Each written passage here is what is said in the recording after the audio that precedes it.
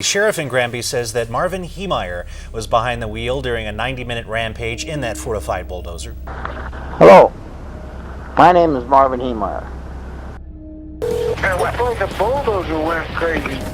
Just received a 911 call reporting that there is an out-of-control bulldozer. They can't tell who's driving it, but there is someone inside. To some people, the name Marvin Heemeyer represents a folk hero, but to others it radiates evil. Today we'll be talking about the story of Marvin Heemeyer, or more commonly known for the Killdozer incident. Before we fully jump into that, thank you all for clicking on this video. If you're new here, welcome, and if you're returning, it's good to see you again. Alright. Marvin John Heemeyer was born October 28, 1951, and would pursue a career in the United States Air Force, which is where he would be stationed in Colorado at Lowry Air Force Base. This is roughly 16 miles from Granby, Colorado. After retiring from the Air Force, he became a welder and ran a small muffler shop. Friends of Marvin would describe him as a likable person who would, quote, bend over backwards for anyone, end quote.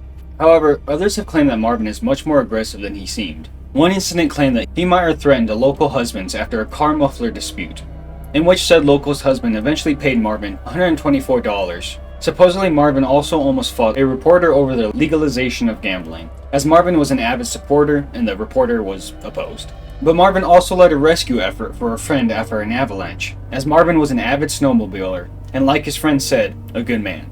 Now, I'm saying all this not to smear Marvin or put him on a pedestal, but rather I want to point out something. In research for this case, some websites show their bias off like crazy.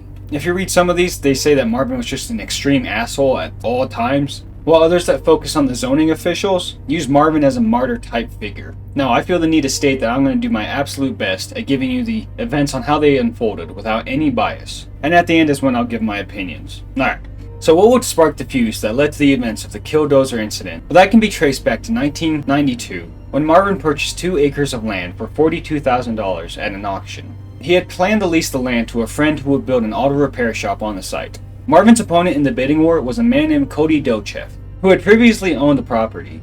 And allegedly, Cody Dochev incited an incident between him and Marvin after the auction had concluded, where Cody would berate Marvin for a couple of minutes. On Marvin's own account, he said that he offered Cody the land for $50,000, as Cody was upset that he didn't get the land, but that offer was supposedly denied. However, witnesses at the auction said that the interaction between Marvin and Cody never happened. Either way, Cody Dochev will be an important name to remember, especially Dochev part. So now Marvin had 2 acres of land. But a problem came with this land. Well, a couple of problems, but one big problem. The property had a rudimentary sewage system storage solution in the form of a buried cement mixer left by the previous owners. The cost to update the sewer system would be nearly double the $42,000 Heemeyer paid for the property.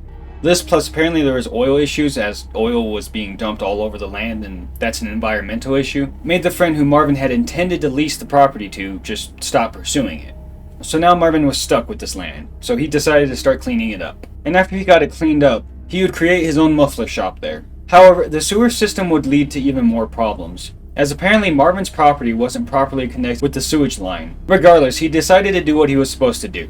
He paid the fees and became part of the sewer district. However, he did cop out on spending that $84,000 to get the sewage system fixed, and rather just used a giant concrete truck barrel bin, which is pretty much a giant hole for his sewage to go in. This is going to be a problem later. But for now, Marvin would have his land and his muffler shop, as well as a bit of a grudge between him and Cody Dochev.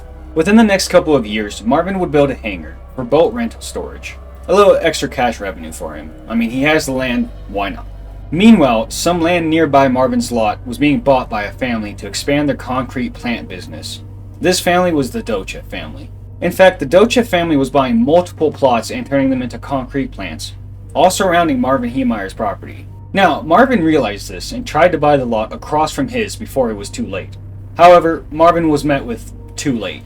The Dochev family had already gotten that lot as well. With this, Marvin's frustration would be rising, and he would try to go after the Dochev family legally. Now, apparently the Dochevs weren't allowed to build on the premise just quite yet. They needed a permit, but that didn't stop them. So Heemeyer believed that he truly had a case to stop the Dochev family from infecting his surrounding area with concrete plants. The same commission that told the Dochev family that they needed a planned development overlay district permit to build also advised the family to buy Marvin's lot to avoid any problems, like the one that they would face soon. Now, the Dochev family did try, but it would lead to a bunch of failed negotiations, as well as an abhorrent lack of communication. You're happy, I'm happy, and Cody never would. I gave him a copy of the appraisal, never would come back to me with a counteroffer. The negotiations. The Dochev family intended to buy Marvin's land, and Heemeyer originally asked for $250,000 for his property, but then got it reappraised for $350,000. The Dochev family was able to garner up that money, yet that is when Heemeyer asked for $450,000 after supposedly getting it reappraised again. And with that deal fell through. And despite the commission's suggestion and the failed deal, the Dochev family proceeded to expand their concrete business in the land that they bought across from Heemeyer's plot. It was roughly around the same time they bought the lot. So being surrounded by the Dochevs, Marvin Heemeyer proposed a land swap, where he would get a prime lot from the Dochevs, and the Dochevs would get his lot. It would be a win-win, because it would put Marvin's muffler shop in a prime location for customers. See, a huge problem for Marvin was his muffler shop was being hidden. If we go by Marvin's own account, it sounds like you couldn't even access his shop through roadways or even just looking at it with the bare eye. But witness accounts as well as photos show that that's not true. But I do want to point out that the concrete plant had huge semi-trucks and what seemed to be construction all over the lot. So it did seem like there was construction going on. So it might be hard for someone who didn't know the area to know that there was a muffler shop there. Because I didn't want no friggin' concrete plant next to me, especially upwind of me. I mean, I was going to be right in the dust tail of this whole operation, and that wasn't going to work well. But legally, the Dochev family is doing nothing wrong. So under the belief that his wages were at stake, Heemeyer offered the land swap. And luckily it was accepted. Initially. There's a lot of initialies here. Again, the deal fell through because Marvin apparently demanded that the Dochev family built a building on the lot that he was going to get. Now I believe this is because of that bulk rental storage building that he had already built. He already built one building, and I don't think he wanted to do it again. Or Marvin was just being difficult. And that latter claim is supported by the fact that Marvin Heemeyer just stonewalled the Dochevs. Stonewalling is the business term for ghosting. And if you're older and you don't know what ghosting is going no contact with someone without any explanation. And this would pretty much mark the end of communications between Marvin Heemeyer and the Dochev family. At least face-to-face and talking over the phone interactions. This doesn't mean Marvin Heemeyer was done going after the Dochev family. He was intent on stopping this business expansion, which takes us to his public campaign. Made these people out, this town attorney and this Rich Daly and the Dochefs and the town council and the planning commission, to show the town the real mafia type tactics that they were using. The campaign against the Dochev family. Granby, Colorado, as well as Grand Lake, Colorado, are very tight-knit communities, especially compared to other cities in Colorado. And Marvin Heemeyer knew this, and he kept this in mind. He often talked about the community, about the members in it, if he liked them or not, if they liked him or not. He was very aware of the people around him, at least in his eyes. And with that, he knew that a lot of people in the community also felt the same way about the Dochev family, for differing reasons, and again, initially. Now, I say initially this time because when Heemeyer launched a public campaign against the Dochev family, he had public support, because members of the public were concerned about potential environmental impacts on the construction proposals. The community was pretty much worried that their community would get ruined with pollution from this concrete plant, which is a totally justified worry. And because of that, the Dochefs addressed these concerns by promising to install additional measures against dust and noise pollution, and presented what the plants would look like to the concerned citizens. They showed little mini figures and drawings and stuff. And the public weren't the ones with their personal grudges against the Dochev family, so the public's fears were squandered by the Dochev's families. But so was Marvin's support. And Marvin still wasn't happy with the decision the court decided, which was for the Dochevs to adapt to the community. In November 2000, Marvin Heemeyer would file a lawsuit against the Dochev family. On January 9, 2001, the preliminary plans for the plant were approved near unanimously by city officials. Only Heemeyer remained opposed. This made the final approval by Granby's zoning commission and trustees in April a formality. Now, Heemeyer tried to appeal the decision, claiming that the construction blocked access to his shop. But again, the photos and witnesses would dispute this claim, and the appeal would be rejected. Regardless, Heemeyer would continue to do things such as complaining to the Environmental Protection Agency, which the Dochefs responded to by ensuring that they were within the law. So in the eyes of the Granby Zoning Commission, the Dochev family was playing by the rules and doing everything right, while Marvin was being the thorn in their side, which is where this story truly ramps up. and the belief that Marvin holds that the town is conspiring against him will accelerate in a fatal manner. And that pissed them off, and, so now they really hate me. Well, I'm sorry, it's my future. It's my life. I am an independent business person, and only I am responsible for my future and my income and my livelihood. And they're threatening that. Fines, lawsuits, and the breaking point. In June 2001, Joe Dochev made Marvin Heemeyer an offer where if Marvin Heemeyer dropped the lawsuit against him, the one Marvin launched after he lost public support, then the Dochev family would provide connections to their sewer line at their new concrete plant across Marvin's lot, free of charge. Reportedly, Marvin Heemeyer just hung up. Now see that sewer system that Marvin had that I said would be a problem earlier? Well, it's a problem now. It was required that Marvin had his hangar boat rental building connected to the sewer system, which he never did. Nonetheless, he hooked up a giant barrel and called it a day, but the buried concrete truck barrel that served as Heemeyer's sewage hole filled up, and Heemeyer responded by pumping his sewage with a gasoline pump into the irrigation ditch that ran behind his property, which is a big no-no. He would also attempt to illegally connect to a neighbor's sewer line, but was caught, and the incident was reported to the sanitation district, which at this point, the sanitation district decided that they would start enforcing the legal requirement to have the sewer hookup or a septic tank, and fined Marvin Heemeyer $2,500 for that, as well as other city code violations. This was 9 years after they told him, hey, you need to get this fixed. Heemeyer was found in contempt of town code in November 2001 by the municipal court, and they required him to fix connection issues before he could inhabit or use the property for business purposes again, as well as remove the truck barrel before July 2003.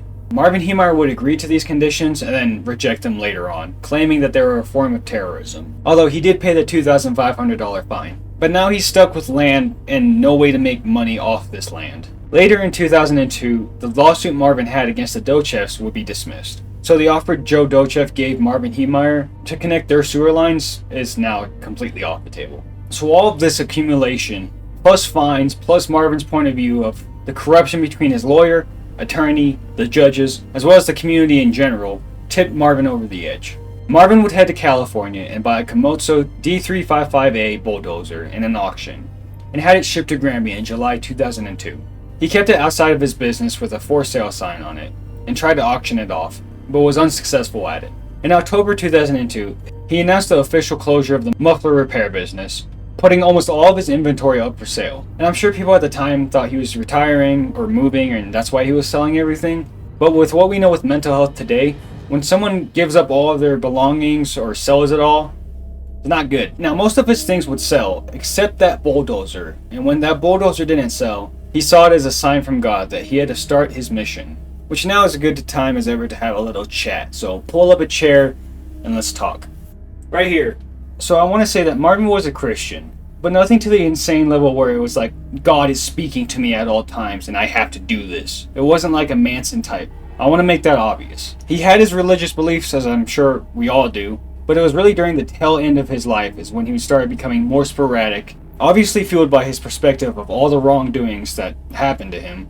And while I don't think it's fair for us to jump to conclusions if he had a mental disability or mental illness in any form, I think it is concrete to say that the constant battles and losses against the Dochev family would push him over the edge, and would make him stop seeing reason. Now, the reason I believe that is because Marvin actually recorded some audio tapes a couple months prior to the incident. In fact, that voice you've been hearing the whole time, that's actually Marvin talking. These recorded audio tapes are what many call as the unofficial manifesto of Marvin Heemeyer. These tapes include a couple of hours of just Marvin ranting about how he felt like he's been wronged, and explaining why he's going to do what he's going to do. He goes into much more detail about all the financial issues and his more personal grudges and how he sees the world, and I highly recommend listening to it. It's linked in the description if you want to go listen to them. But if you don't want to, that's fine. What you need to know is he truly works himself up every time he talks about how he feels he's been screwed over by the Dochev family or Granby, Colorado in general. And I think it illustrates a very me versus everyone mentality. But no, you sat there and plotted with the Thompsons to keep me down. And with that, mentioned multiple times about how it's God's plan for certain things to happen, and then man's plans for other things to happen. Usually negative things. And by negative, I mean like anything relating to the Dochev family. He really hated the Dochevs. But he would also say things like, he never married or had kids because it was God's plan. Look, what I'm trying to say by adding this is, I think, and I don't mean to quote Batman and specifically the Joker here, but I think he just needed that little push and he used God as a justification. A peace came over me that has only come over me a few times before in my life, where I knew that what I was doing was tough, but it was the right thing, and that it was above me. It wasn't me. I was doing this because God wanted me to do it. But regardless of all that, Marvin would justify building a killing machine. And that takes us to the Killdozer itself. I had no malice towards this man or any person in Granby, and yet they had to do this to me. The Killdozer incident. The bulldozer Marvin Heemeyer purchased soon would face some enhancements. Illegal, of course. Marvin's bulldozer, which he referred to as the MK tank, for Marv's Komatsu tank, was fitted with makeshift composite armor plating covering the cabin, engine, and parts of the tracks, monitors inside linked to cameras outside for visibility, and in front of those cameras had bulletproof glass as well as low air compressors to ensure clear visibility. Inside also held an air conditioning unit. There was 3 gun holes with plates on them, as well as a week's worth of food and water. Marvin made a tank that could be tested for in war, and on June 4th, 2004, around 2 p.m. he would weld himself into the bulldozer, meaning there would be absolutely no way to get inside with bullets or explosives. Like, they tried. But that also meant that there was no way out. Well, I mean, there was, you could unweld it. Can you even unweld? There wasn't a way out. Alright, now time for the actual incident. I'm mainly just going to show you guys news coverage. I'll cut in every once in a while to add some important things or some cool things. Alright, bye-bye. I'll miss you. Yeah, cut that out. This is when we first arrived on scene, and it looked like officers standing on a hill above this earth mover turned tank were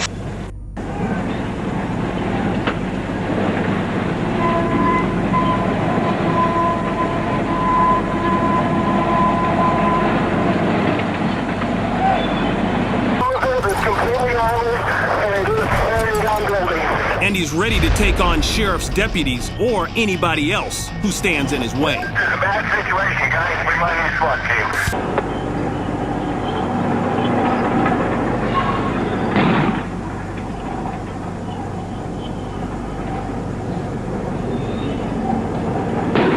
I have a 50 cal over here on East Agate on directly. light poles. He doesn't stop for buildings. He takes out the corner of the copycat store. Again, this is right in downtown Granby. And then the Gamble store next to this became another prime target. He backed up while the radiators... A heavy equipment operator decides to put a stop to the carnage. He climbs behind the wheel of his front-end loader and gets set to take on the armored bulldozer. They call this guy just an operator, but this was actually Cody Dochev. He was alerted by phone of the rampage Heemeyer was on. And the 2 men who kicked off this event would face each other off at the end. Now, I highly doubt that they were aware that it was the other person. Maybe Marvin knew it was Cody, but I highly doubt it. Alright, back to it. But quickly, the operator finds himself in an industrial-sized game of chicken. It steams ahead to its next target.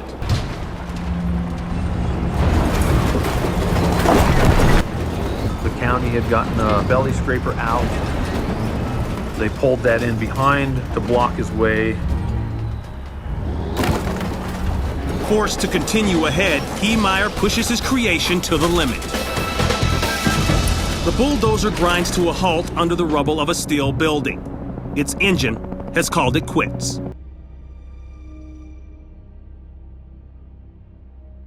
It's Saturday morning, 22nd of May, 2004, and I'm going to put this tape recorder in a plastic bag, and somebody else can try to figure it out.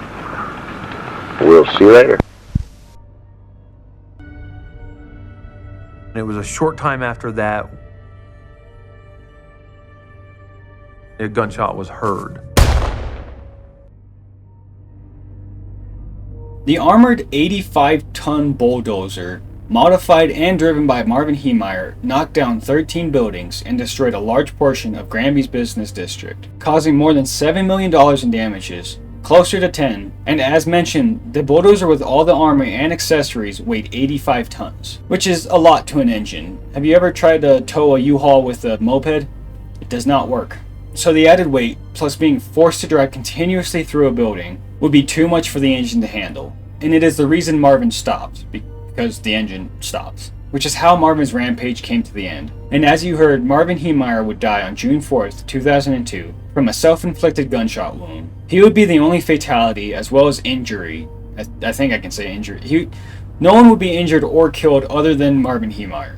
Although injuries were close, early on, an officer attempted to break into the bulldozer, which wasn't smart, but maybe he didn't know what he was going up against at the time. However, I do have to say, the 85 tons on that bulldozer was nothing to the weight of that man's balls. Now, if you've never heard of this, and you're a bit confused, and especially if you were alive back then, well, that's because a guy named Ronald Reagan died a day after, so news channels were pretty focused on him. Marvin's body would be cremated, and his ashes would be spread on a snowmobile ride. The bulldozer would be dismantled. Some parts were scrapped, some parts were taken by locals and kept, and some were sold off. It was actually debated and somewhat controversial on whether the bulldozer should be a memorial or just completely scrapped and, let people move on, which I don't think you should memorize something like this.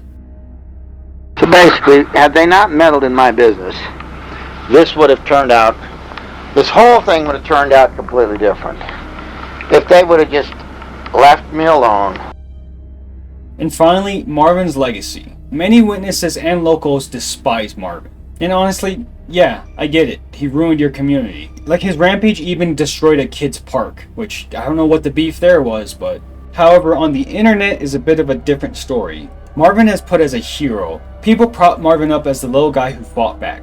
And they point out how he didn't hurt or kill anyone, he just caused a lot of property damages. But with so many people thinking Marvin is a good guy, makes the witnesses and the locals of the actual event even more pissed off, because they weren't there to see what he did. The people who are fans of Marvin are probably obvious to you, are more anti-government leaning. And I want to point out, if you watch videos of mine or even see some of the titles, I am not a big fan of the government, or governments.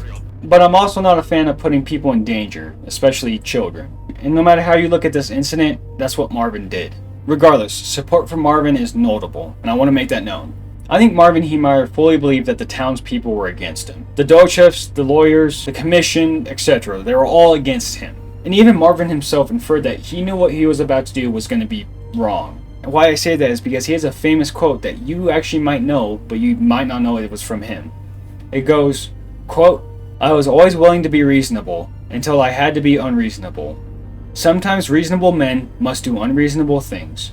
Now, looking at interviews from the Dochef family and other people that Marvin claimed wronged him, a lot of the time people play down Marvin's motivations, which kind of sketches me out. How many times has anybody armored a 65-ton bulldozer, turned it into an 85-ton tank, and tried to destroy a town? He knocked out 13 buildings. Most of those were completely destroyed.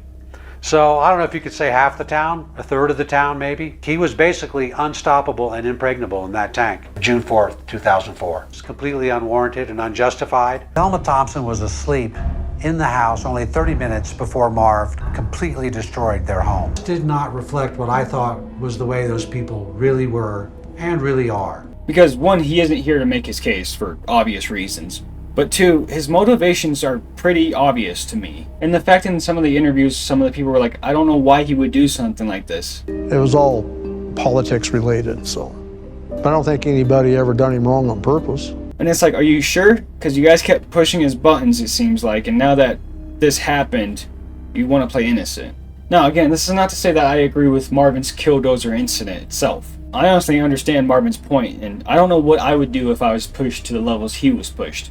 Again, what would happen if a kid was outside when that bulldozer was going down the street? What about those random people in the buildings if they had no connection to Marvin?